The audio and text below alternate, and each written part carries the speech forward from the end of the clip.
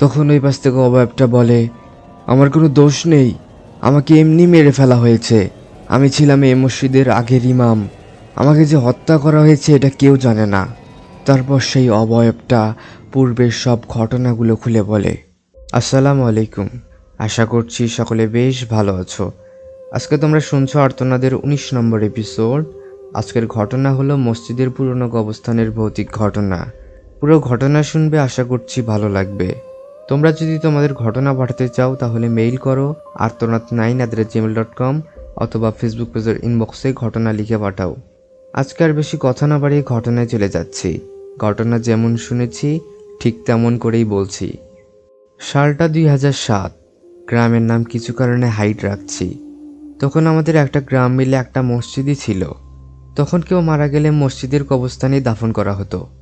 আমাদের মসজিদে ইমাম সাহেবের বয়স 23-24 বছর বয়স, এখনও বিয়ে করেননি। আর মসজিদের যে সভাপতি ছিলেন তিনি ছিলেন একজন লোভী মানুষ, এটা অনেকেই জানতো। একদিন আসর নামাজ পর সবাই যখন নামাজ শেষ করে বাড়িতে চলে যায়, তখন তিনি ইমাম সাহেবকে বলেন, মসজিদের যে কবরস্থান আছে ওইটার থেকে 10 শতক জায়গায় বিক্রির কথা ভাবছি। বলে রাখি মসজিদের পেছন দিকে কবরস্থান, আর পাশে ছিল একটি বাঁশের বাগান। আর কবরস্থানের জায়গার প্রায় 1 বিঘার মতো। গ্রামের সব লোককেই ওইখানে কবর দেওয়া হতো। ইমাম সাহেব বলল, কেন, এখন তো আমি মনে করছি জায়গা বেচার কোনো দরকার নেই, আর বেচলেও কী কারণে বেচবেন?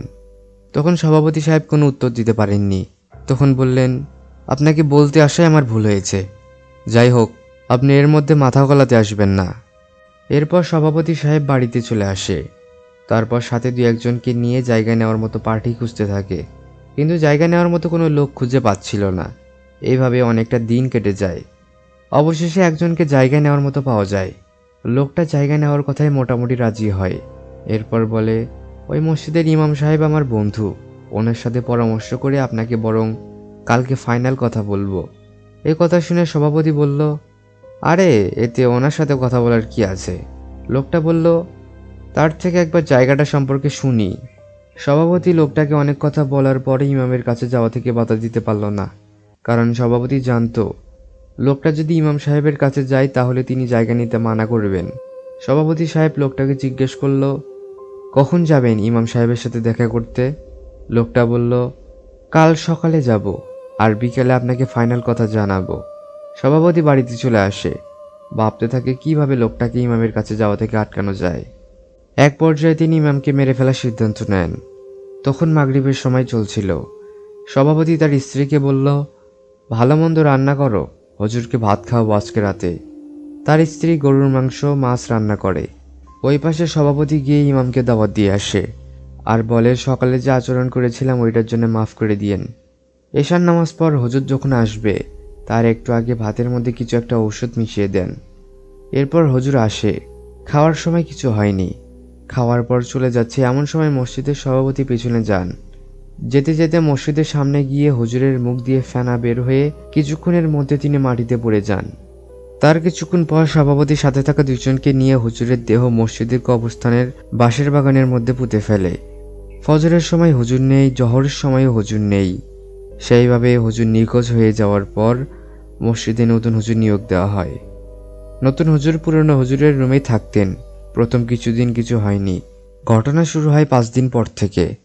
হুজুর ফজরের আগে উঠে তাহাজ্জুদ পড়তেন। একদিন হুজুর শেষ করে কবরের ওই পাশ থেকে কারো কান্নার আওয়াজ শুনে এগিয়ে যান।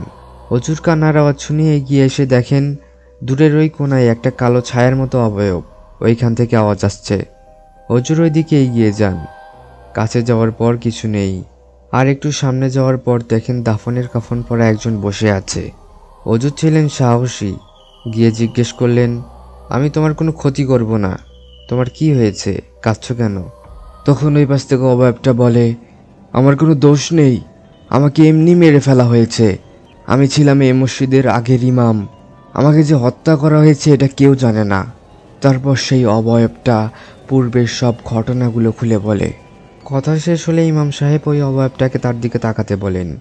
তারপর দেখেন ওই অবয়বটার মুখটাই নেই, পুরোই ফাঁকা। এটা দেখে ইমাম সাহেব একটু ভয় পান। এরপর মসজিদে এসে আজান দেন। ফজরের পর খবর পান কেউ একজন মসজিদের সভাপতিকে মেরে ফেলেছে, কিন্তু কে মেরেছে এটা এখনও অজানা। এই ছিল আজকের ঘটনা। কেমন লাগলো অবশ্যই কমেন্টে জানিও। খারাপ কাজের পরিণতি সবসময় খারাপই হয়, তাই আমাদের সকল প্রকার খারাপ থেকে বিরত থাকতে হবে। আজকের মতো আর কথা না বাড়িয়ে এখানেই বিদায় নিচ্ছি। আবার দেখা হবে খুব শিগগিরই ইনশাআল্লাহ। ততক্ষণ পর্যন্ত আল্লাহ হাফেজ।